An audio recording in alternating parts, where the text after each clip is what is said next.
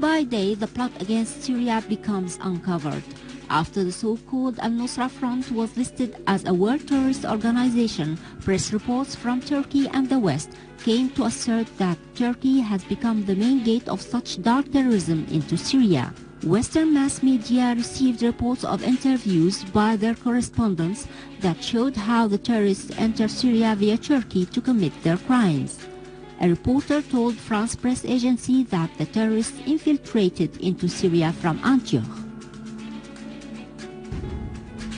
They are intensively deployed along the Syrian-Turkish border. Their close catch attention in the markets of Antioch. They are publicly smuggled into Syria by Turkish spies. The village of Atama has become a center of terrorists. The reporter also met 2 terrorists, an Egyptian and an Algerian, in addition to others from Libya and non-Arab countries. Another report came from the International Crisis Group and asserted that foreign terrorists are directly involved in fighting in Syria. They belong to extremist jihadists. Syrian Arab Army units clashed with a group of terrorists belonging to Al-Qaeda in a Tadaman quarter in Damascus, killing several of them and confiscating their weapons.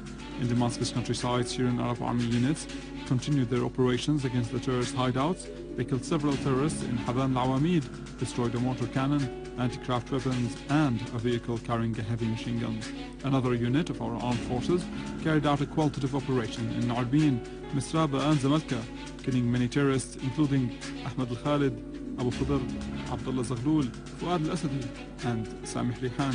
While in Daraya, our armed forces killed several terrorists including Ziyad al-Sayyid, Ahmed and Ghayth Kan'an. In Madaya, our armed forces carried out another qualitative operation that led to the death and wounding of several terrorists including Ahmed Libi and Muhammad Zubayr. In Aleppo, a unit of the army and armed forces carried out an operation that led to the death of 20 terrorists in Al-Ramoun.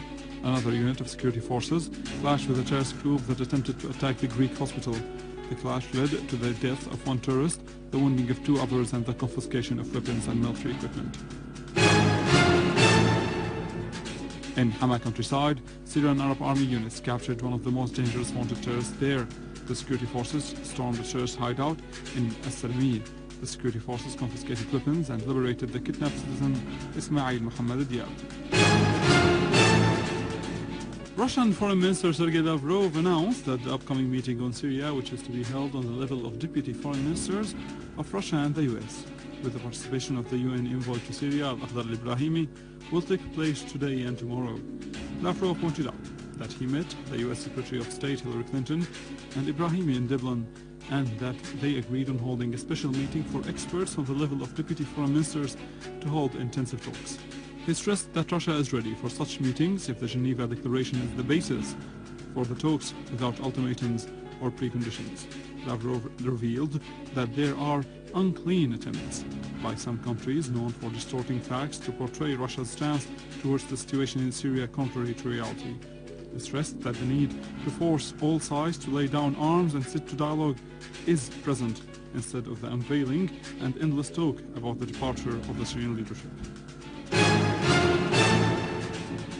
The follow-up committee on the National Dialogue emerged from Tehran conference held its first meeting in Damascus today. Representatives of political and popular parties participated in the meeting, which focused on means of launching the comprehensive national dialogue and finding a peaceful solution to the crisis in Syria.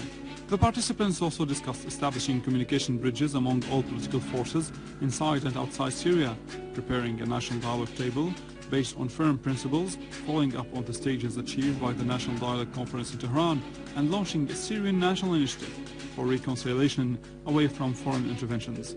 In turn, chairman of the National Initiative for Syrian Kurds, Omar Osi, called for forming a political office and a secretary for the follow-up committee representing all the participating popular and political spectrums to help permanently follow up the committee's work. Members of the People Assembly, one of them Khalid Al-Aboud, said that the follow-up committee is open to all those who want to participate in it and contribute to reproducing the Syrian political scene to help solve the crisis in Syria. For his part, head of the National Youth for Justice and Development Party, Barwin Ibrahim, called for real work to combat corruption and find solution to the crisis. Representative of the opposition third movement, Mazen Mughrabiye, called for holding a serious national dialogue conference in Syria, considering that the problem currently facing Syria is a political one that should be solved.